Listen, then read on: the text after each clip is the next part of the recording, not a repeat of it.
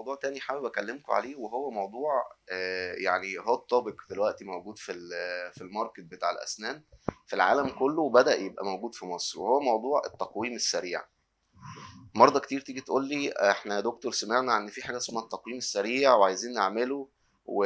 وده ايه قصته وكده. التقويم السريع هو التقويم العادي، بس الفكرة في ايه؟ الفكرة ان بدأ دكاترة الأسنان ودكاترة التقويم خاصة يغيروا وجهة نظرهم عن بعض الحاجات، بحيث ان هي التقويم بقى خدمة patient centered. يعني ايه؟ يعني انت بتيجي مثلا عندك مشكلة في سنة معوجة عايز تعدلها، هو دكتور التقويم بيبقى شايف عندك مشاكل تانية في أسنان تانية وعايز يوصل بيها لأحسن حاجة. وهو ده في الغالب اللي كان بيدي التقويم وقت كبير من سنة ونص لسنتين وهكذا.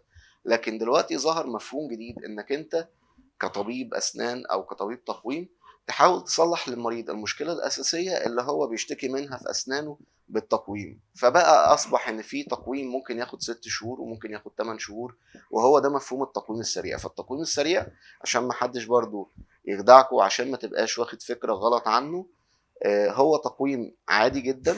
3 انواع التقويم الطبيعيين، اللي هو التقويم الثابت المعدني والتقويم الثابت الشفاف او المتحرك الشفاف.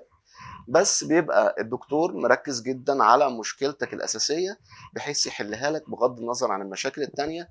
وطبعا ده بيبقى واخدين في الاعتبار ان مفيش اي حاجه من اللي احنا بنشتغل فيها دي تاثر على العضه فيما بعد، او تاثر على حركه الفم عموما، وبتاثر على المفاصل وهكذا.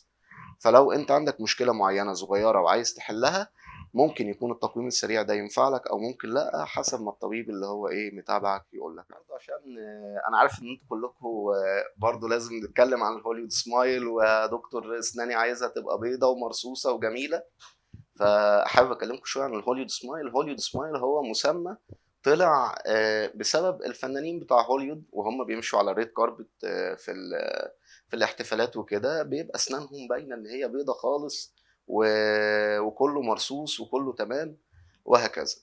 الفكره في الهوليوود سمايل ان هي ممكن نوصل لها بكذا طريقه. هوليوود سمايل هي كلمه مسمى عام لان الاسنان تبقى مرصوصه كويس، وتبقى لونها كويس، ويبقى ما فيهاش مشاكل صحيه. هوليوود سمايل ممكن تعمل بالتقويم، ان انت ترص اسنانك كويس جدا وتبقى اسنانك شكلها مظبوط. ممكن تتعمل بالتبييض، بس ان انت تعمل بليتشنج لاسنانك تفتح لونها. وطبعا الاشهر والهوليوود سمايل بمعناها الاعم هي كلمه فينيرز. الفينيرز دي عباره عن طبقه صغيره خالص، سمكها رفيع خالص من 0.3 لحد 0.7 ملي، يعني اقل من الملي كمان. بتتحط على الاسنان بحيث ان هي تظبط اتجاهاتها لو حاجه بسيطه، لو اسنان معوجه حاجه بسيطه. وطبعا تفتح لونها آه، برضه لو محتاج تفتيح بسيط او حاجه. لو اكتر من كده بيحتاج اجراءات تانية قبليها.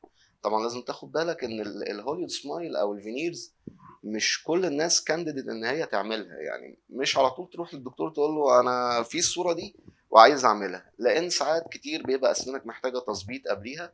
وهنا نرجع للفكره اللي انا برضو اتكلمت عليها في الاول، موضوع الانترديجيتيشن بتاع التخصصات بتاع طب الاسنان مع بعض، وتاهيل الفم عموما. يعني انت في حالات كتير ممكن تحتاج انك تعمل تقويم قبل ما تحط فينيرز، تقويم لمده معينه وبعد كده تحط فينيرز.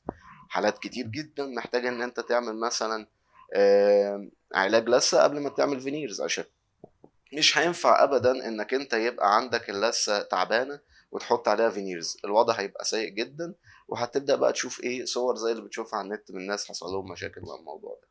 فخد بالك وانت بتفكر في الموضوع ده، وباذن ربنا كله يبقى ابتسامته جميله وبيضه ومرصوصه وزي الفل.